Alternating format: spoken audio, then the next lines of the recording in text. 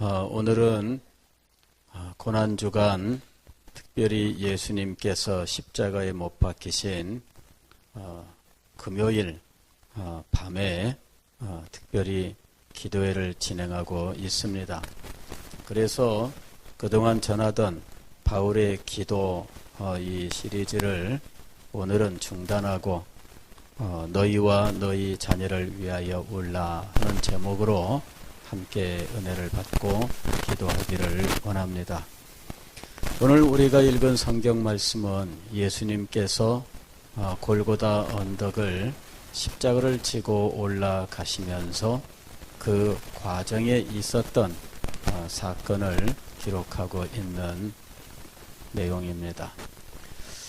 이 말씀은 예수님께서 십자가를 지고 그 언덕을 올라가시다가 너무나 힘들고 어려워서 자꾸 쓰러지고 넘어지고 하니까 지체되는 것을 견디지 못해서 로마 군병들이 구경꾼 중에 한 사람을 끌어내어 십자가를 대신 지고 가게 하고 이제 예수님은 그 뒤를 따라가게 하시는 장면으로부터 시작을 하고 있습니다. 예수님께서 올라가시던 그 언덕길, 그 길을 흔히 비아 돌로로사라고 부릅니다. 이는 라틴어인데 비아라고 하는 말은 길이란 말입니다. 그리고 돌로로사라는 말은 고난과 현금, 고통들을 의미하는 말입니다. 그래서 비아 돌로로사라는 말은 고난의 길, 이런 정도의 의미를 가지고 있습니다. 지금도 이 비아 돌로로사가 있어요. 지금도. 하긴 산이 있으면 내내 그 길이 있는 건 마찬가지인데 그 길은 집과 집 사이에 좁은 골목으로 되어 있습니다. 그래서 매년 고난주간이 되면 그곳에서 이제 또 십자가를 지고 가는 이런 행사들도 거행하고 하는 거죠. 과거에 제가 참 어느 교회 부목사로 있을 때 권사님 한 분이 제가 이제 그 교회에 갔는데 불과 얼마 안 되어서 이제 권사님 한 분이 돌아가셨어요. 그런데 그 남편 되는 분이 예수님을 안 믿던 분인데 이제 부인이 하나님 부름을 받기 얼마 전부터 이제 교회를 나오고 그 다음에 부인이 하나님 부름을 받은 이후에 이제 신앙생활을 열심히 하기로 작정을 한 거예요. 그래 자녀들이 성지 순례를 보내드렸어요. 이 분이 성지 순례를 다녀오셨는데 그때 그곳에서 있었던 경험을 이야기했습니다. 그 중에 경험 하나가 뭐냐면은 예루살렘에 가서 골고다 언덕에 올라가는 그 길, 소위 말하면은 십자가의 길, 비아 돌로로사를 이제 가게 되었는데 거기에서 같이 갔던 이 관광객들 일행 중에서 한 사람만 골라서 십자가를 지고 올라가는 체험을 하게 했던 거죠. 그런데 이분이 연세가 제일 많다고 모두 이분에게 십자가를 지고 올라가시라 한 거예요. 그래 예수님을 믿은 지도 얼마 안 되고 무슨 복음에 대해서도 제대로 알지도 못하는 이 영감님이 그곳에 가서 졸지에 십자가를 체험하는 걸 한 거죠. 체험 십자가의 현장이 된 거예요. 그리고 십자가를 지고 뭔 의미도 모른 채 무조건 올라갔어요. 그리고는 돌아와서 사진 보여주면서 이랬었노라 이야기를 하는데 참 이분에게는 상당히 의미 있는 체험이었어요. 그러나 사실은 그리스도의 십자가의 의미를 알지 못하는 분이 그냥 그 십자가를 지고 간 거예요. 오늘 우리가 이 성경에서 보는 구레네 사람 시몬이 그와 같은 상황이죠. 구경하러 갔다가 붙들려 끌려 나와가지고 강압적으로 십자가를 지고 올라갔는데 예수님이 누군지, 이 예수님이 십자가를 지게 된 이유가 무엇인지, 예수님의 십자가의 효력이 무엇인지, 자기랑 무슨 상관이 있는지 아무것도 모른 채, 그리고는 그냥 십자가를 지고 올라간 거죠. 그런데 이렇게 아무것도 모르고 십자가를 지고 올라갔었던 이 사람의 후손들에게 어떤 일이 일어났는지 성경을 보던 사람들이 깜짝 놀랍니다. 이 구레네 사람의 시몬의 부인과 그 자녀들이 예수 그리스도를 믿고 초대교회에서 아주 유명한 사람들, 참 충성스러운 하나님의 종들이 되었다 하는 것입니다. 본인은 아무것도 몰랐어. 본인은 내용도 모른 채 그저 시골에서 와가지고 예루살렘에 왔다가 그만 큰일이 있어서 구경하러 갔다가 십자가를 졸지에 지게 된 거예요. 그런데 그 집안이 예수 그리스도를 믿고 초대교회를 세우는 아주 중요한 역할을 감당하게 되었다 하는 것이죠. 아까 말씀드렸던 그 권사님과 그 남편 소일담이 있습니다. 그 영감님은 뭐 이제 세월이 벌써 많이 지났으니까 돌아가셨는데 그 집에 아들들이 어머니와 아버지를 따라서 신앙생활을 시작했어요. 그런데 그 아들들은 대단한 아들들이에요. 의사도 있고 대학 교수도 있고 그러는데 지금도 이 대학 교수 아들은 뭐 얼마나 열심히 섬기는지 몰라요. 이분은 부산대 지금 교수로 있는데 이분은 뭐 이 기독교 세계관 운동을 하면서 지금 뭐 얼마나 열심히 충성을 다하는지 몰라요. 그 집안이 그 어머니 한 분이 예수님을 믿고 이분이 그 집안 남편과 자녀들의 믿음을 놓고 얼마나 가슴 아파하면서 기도를 했는지. 그런데 이분이 돌아가실 때야 겨우 싹이 나기 시작을 한 거예요. 그만큼 힘들고 어려워요. 그러나 그래도 그분은 정말 행복한 분입니다.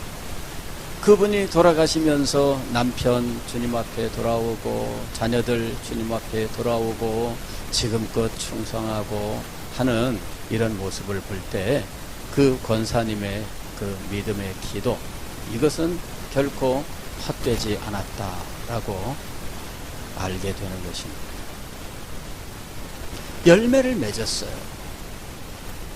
그분이 돌아가시기까지 얼마나 참 가슴 아파에 있겠어요. 그죠?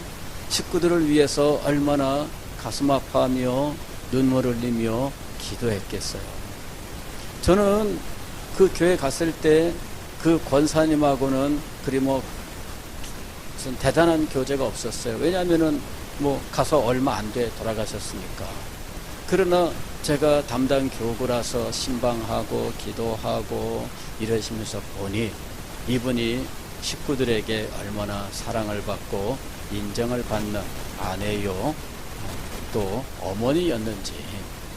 비록 믿음을 따라오지는 않았지만 그러나 아내와 어머니로서는 인정을 받던 분이었어요.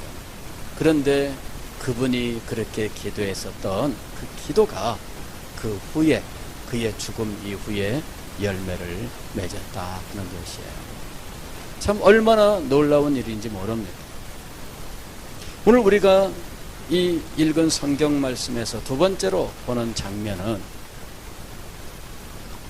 가슴을 치며 슬피 울며 예수님의 뒤를 따르는 큰 여인의 큰 무리예요.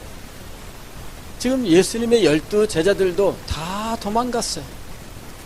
그런데 예수님의 십자가 뒤를 따르면서 가슴을 치며 슬피 우는 여인들이 있었는데 큰 무리라고 말씀하고 있어요. 그러니 상당히 많은 여인들이 예수 그리스도의 뒤를 따르면서 정말 슬피 울고 있었던 거죠. 이분들이 예수님을 얼마나 사랑했으며 또 예수님이 당하는 이 형벌에 대해서 얼마나 안타까워하고 있는지 이 장면에서 드러나는 거예요. 예수님을 잡아간 사람들이 이 사람들을 또 잡아가지 않는다는 보장이 어디 있어요?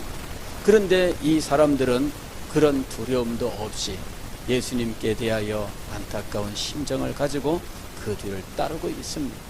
제자들은 무서워했고 제자들은 혹시 잡혀갈까 사람들 틈에 숨어 있었을 것입니다. 그러나 이 여인들은 드러나 있는 상황이에요. 누가 보아도 예수님을 따르는 사람들이고 예수님 때문에 울고 있다는 것을 알 수 있는 상태였습니다. 로마 군병들이 이 사람들을 잡아가면 자기들은 꼼짝없이 끌려가서 고통을 겪어야 되는 상황입니다. 그런데도 불구하고 예수님을 사랑하는 마음, 그 안타까운 심정, 예수님의 아픔과 고통에 동참하는 이 여인들의 모습이 등장하고 있습니다.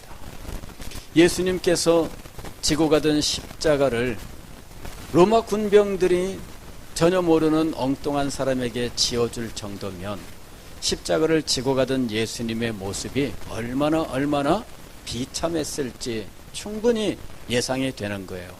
밤새도록 대제사장 가야바의 집에서 빌라도에게로 다시 헤롯에게로 빌라도에게로 왔다 갔다 하다가 아침에 되어서야 이제 이 매맞고 이제는 십자가를 지고 언덕을 올라가야 되는 거죠.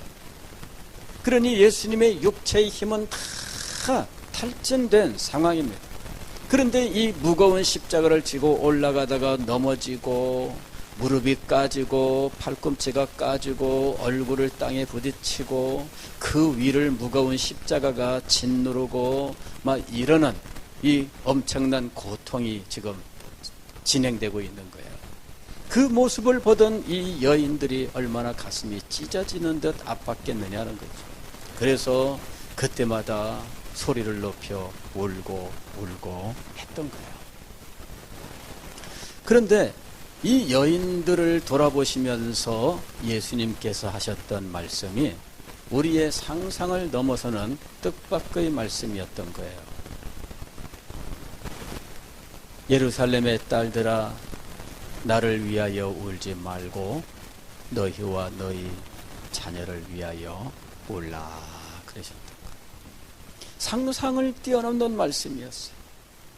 나를 위하여 울지 말고, 거기까지는 우리가 이해할 수 있어요.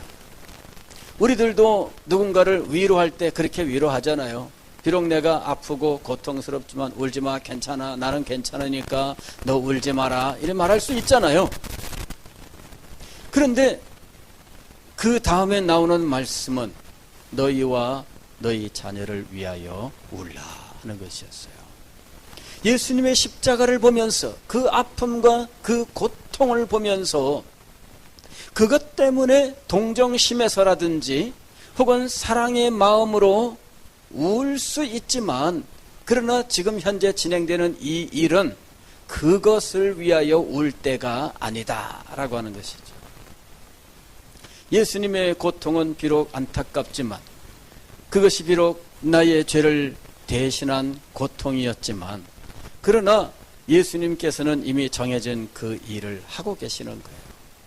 그리고 그 일이 있어야만 되는 것입니다.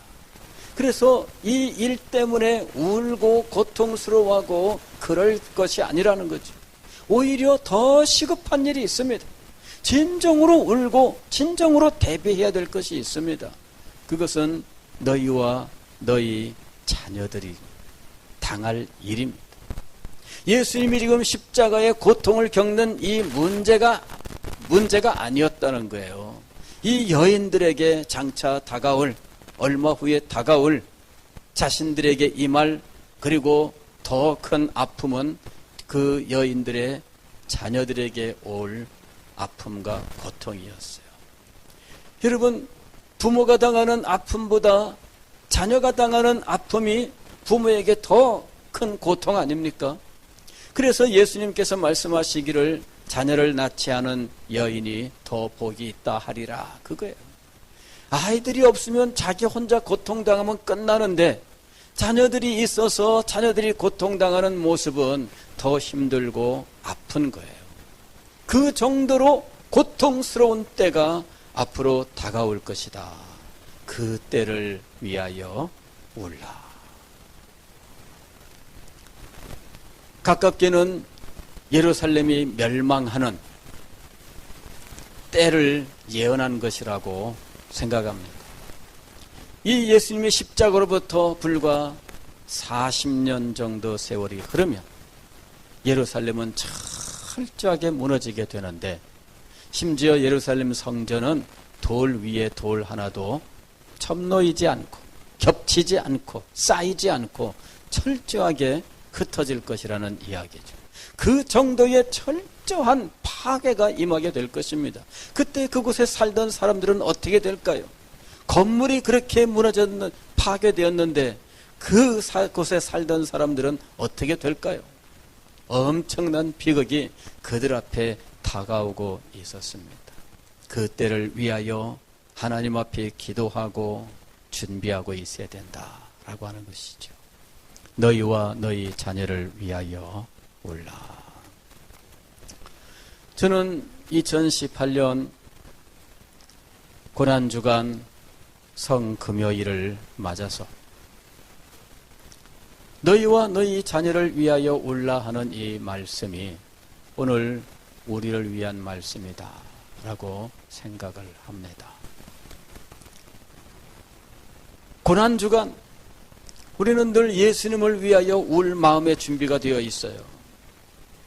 예수님의 십자가와 그 아픔, 그 고통에 대하여 우리는 늘 가슴 아파해요.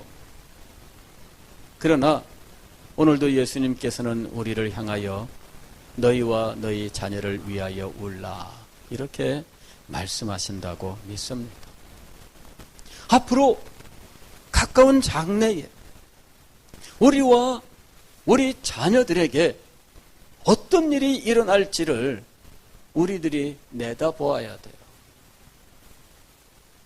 교회는 점점 젊은이들이 줄어들고 있어요. 갈수록 우리는 세월이 흐르면서 소위 나이를 먹고 있습니다. 어느덧 나이가 나도 이만큼 됐나 깜짝깜짝 놀랄 때가 있어요. 그런데 이렇게 교회는 나이를 먹어가고 성도들은 나이를 먹어가고 있는데 우리의 자녀들은 어떠냐? 과연 우리 자녀들이 믿음 생활할 수 있는 시대일까?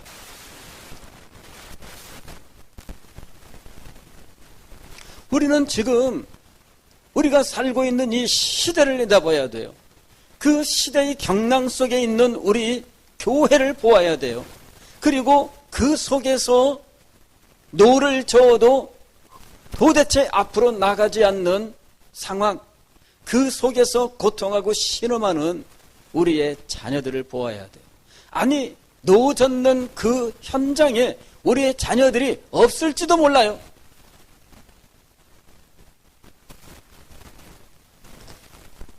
우리의 자녀들은 그곳에 없어요. 교회라고 하는 이 배가 지금 풍랑 속에서 지금 헤매이고 있는데 이 배를 어떻게 해서든지 육지로 돌리려고 애를 쓰는 그 사람들 속에 우리의 자녀들이 없을 수도 있어요.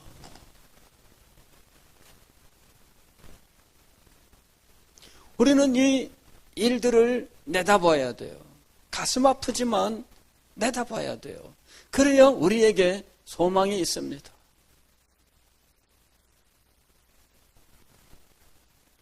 지금 우리의 자녀들은 배에서 내려서 어디를 가고 있어요? 이미 배를 떠난 자녀들도 있잖아요. 어디에 있어요? 우리가 하나님의 부르심을 받고 나면 우리의 자녀들은 그 자리를 지킬까요?